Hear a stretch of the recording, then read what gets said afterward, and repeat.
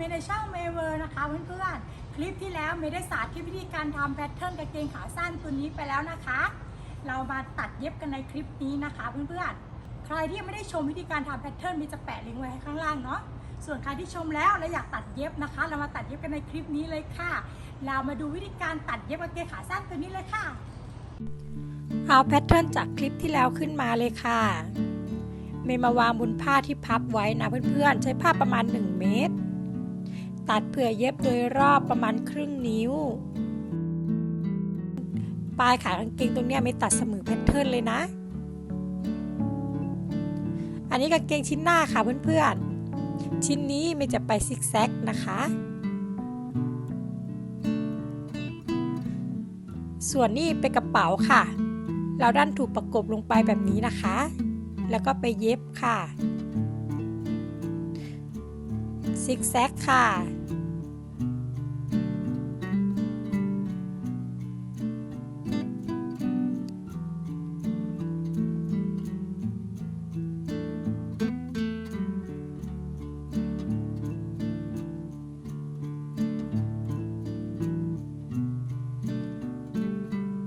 เย็บปากกระเป๋าติดกัน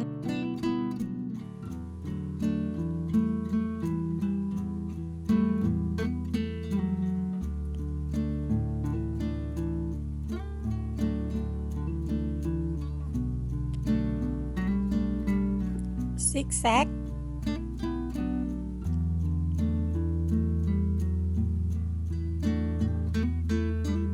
เมย์ล้มตะเข็บมาทางฝั่งสาบกระเป๋านะคะ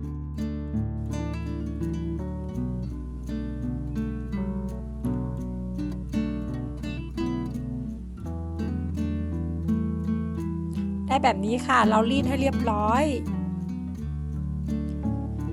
เอาชิ้นนี้ค่ะประกบลงไปแล้วก็เย็บค่ะ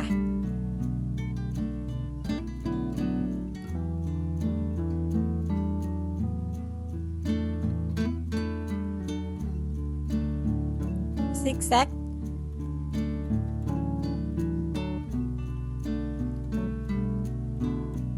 ตอนนี้ได้หน้าตาแบบนี้นะเพื่อนๆ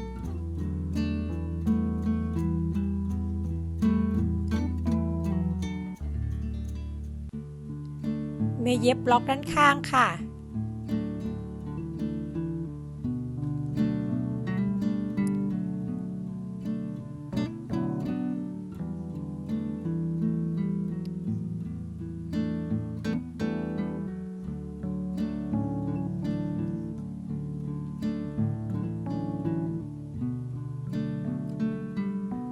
กระเป๋าเราได้เรียบร้อยแล้วนะคะจากนั้นเราก็จะมาซิกแซกเลยค่ะ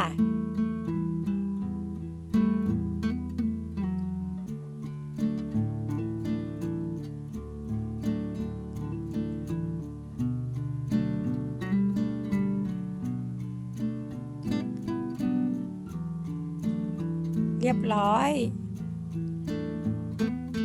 เอาชิ้นหน้านะคะอีกชิ้นหนึ่งมาประกบลงไปแบบนี้เพื่อนๆเย็บติดกัน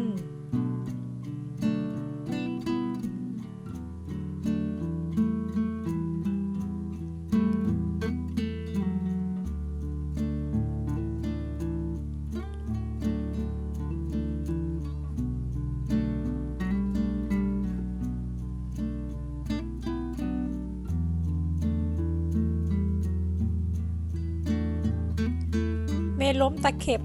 มาทางฝั่งที่ไม่มีกระเป๋า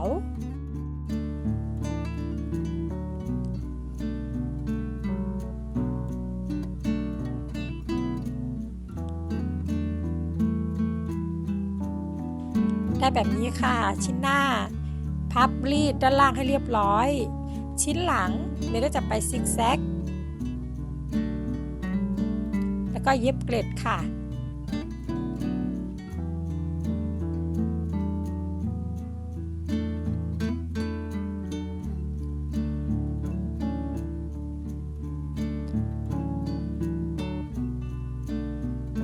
ซิกแซกโดยรอบเว้นเอวไว้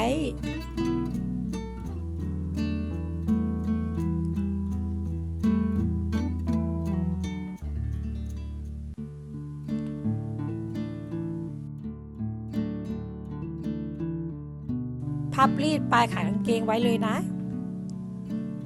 ได้แบบนี้ค่ะเราเอาด้านถูกประกบกันนะเพื่อนๆชิ้นหน้ากับชิ้นหลังเย็บติดกัน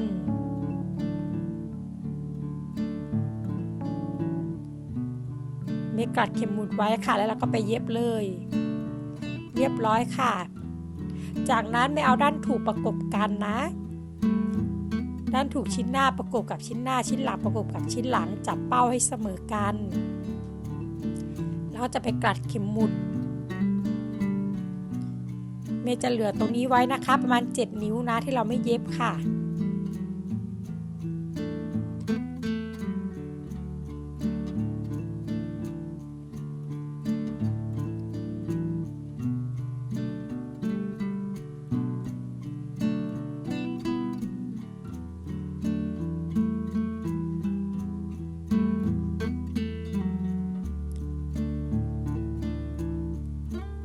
ย้ำตรงนี้ค่ะรีดให้เรียบร้อยด้านหลังแบบนี้ค่ะเรามาดูขอบเอวนะขอบเอวเราตัด2 ชิ้นค่ะเพื่อนๆ1 ชิ้นเราจะไปรีดผ้ากาวสีแดงเป็นผ้ากาวนะคะ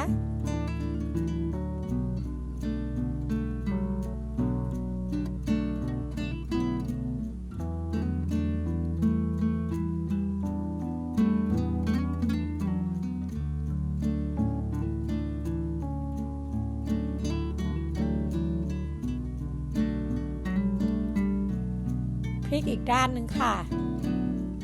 แล้วก็รีดเราได้แบบนี้นะเอาขอบเอวด้านถูกชนกันเราก็จะไปเย็บติดกันค่ะตามที่เข็มหมุดกลัดไว้นะคะเพื่อนๆ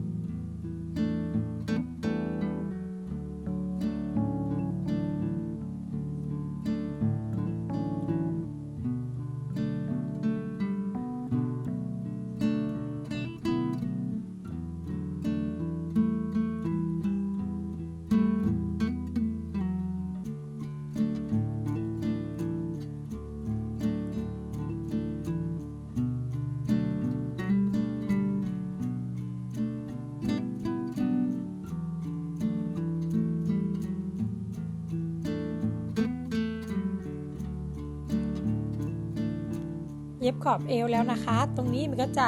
ตัดเข้าไปแบบนี้เพื่อนๆก็ตัดมุมออกเมย์จะล้มตะเข็บไปฝั่งที่ไม่มีผ้ากาวเย็บเข้าไปเท่าที่เราเย็บได้นะเพื่อนๆมันเป็นมุมนะคะ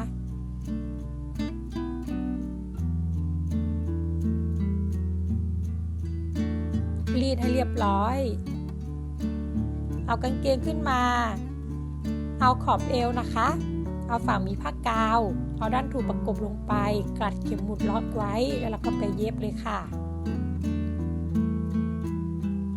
เย็บขอบเอวติดกับตัวกางเกง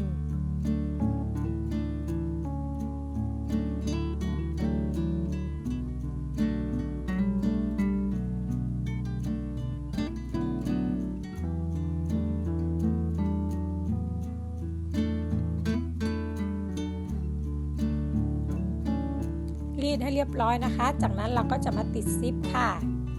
เมย์จะแปะลิงก์วิธีการติดซิปไว้ข้างล่างนะคะเมย์จะติดซิปถึงประมาณครึ่งหนึ่งของขอบเอวนะเพื่อนๆแบบนี้ค่ะ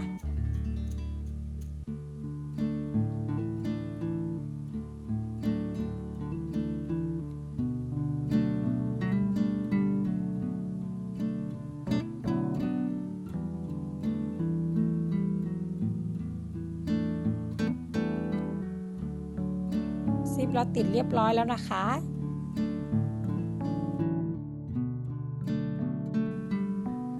ตรงนี้ค่ะเราจะมาซิกแซกขอบเอวกางเกงค่ะ ชิ้นที่ไม่ได้รีดผ้ากาว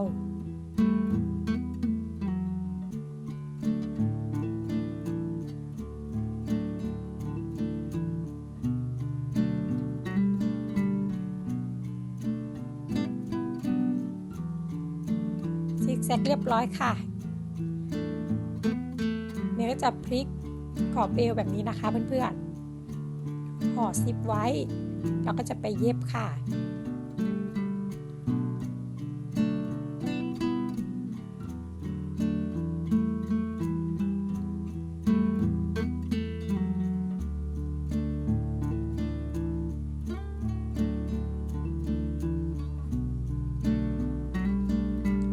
พลิกเอาด้านถูออกมาเรียบร้อยจากนั้นมันก็จะเย็บตกล่องนะคะ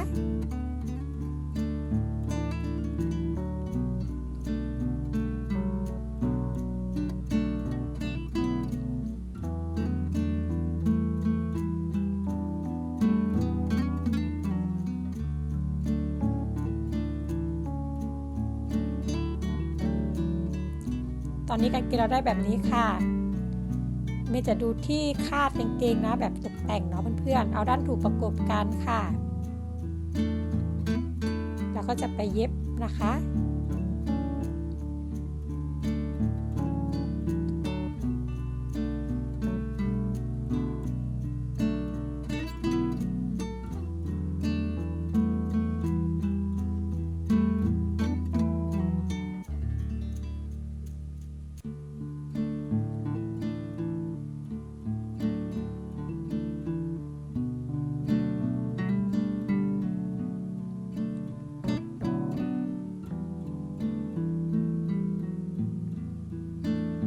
ตัดผ้าส่วนเกินออกตรงมุมค่ะ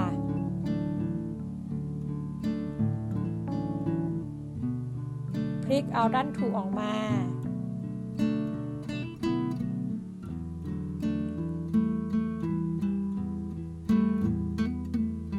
สะกิดเอามุมออกมานะคะ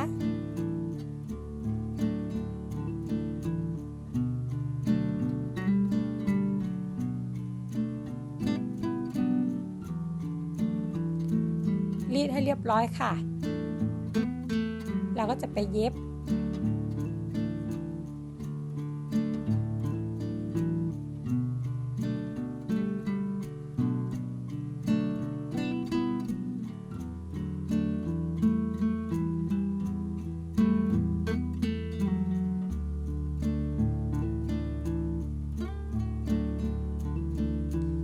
ได้แบบนี้แล้วนะคะเราจะมาประกอบกับตัวกางเกงค่ะ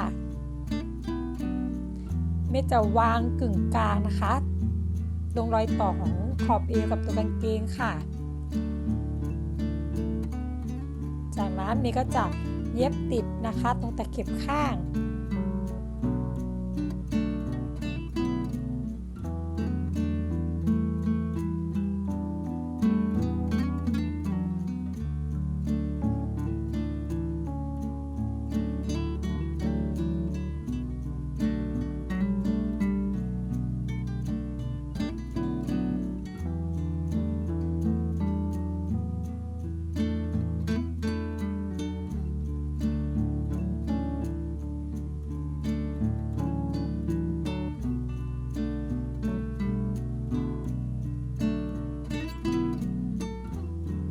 พลิกกลับมาค่ะมาฝั่งกางเกงชิ้นหน้านะคะวางตำแหน่งให้เรียบร้อยกลัดเข็มหมุดล็อกไว้ก่อนค่ะ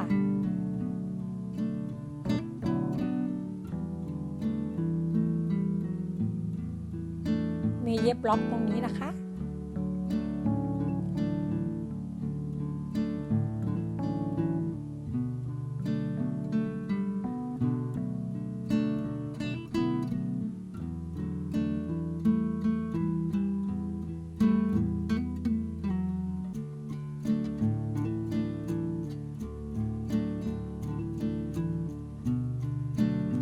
เรียบร้อยค่ะจากนั้นเราก็จะเอามือสอยกระดุมติดค่ะ ตรงปลายขากางเกงเมย์พับขึ้นไป1 นิ้วนะคะ แล้วก็สอยเก็บให้เรียบร้อยค่ะกางเกงขาสั้นของเมย์เสร็จเรียบร้อยแล้วนะคะเพื่อนๆตั้งแต่แพทเทิร์นจนตัดเย็บทุกขั้นตอนเลยนะคะใครชอบก็ลองทำตามดูนะคะส่วนใครที่มีคำถามข้อสงสัยตรงไหนก็ถามเมย์ใต้คลิปได้เลยค่ะส่วนใครที่ตัดตามเมย์แล้วนะเพื่อนๆสามารถส่งรูปนะคะมาที่เพจ May's World ได้เลยค่ะเพื่อที่เราจะได้พูดคุยกันนะคะสำหรับคลิปนี้เมย์ไปแล้วค่ะสวัสดีค่ะ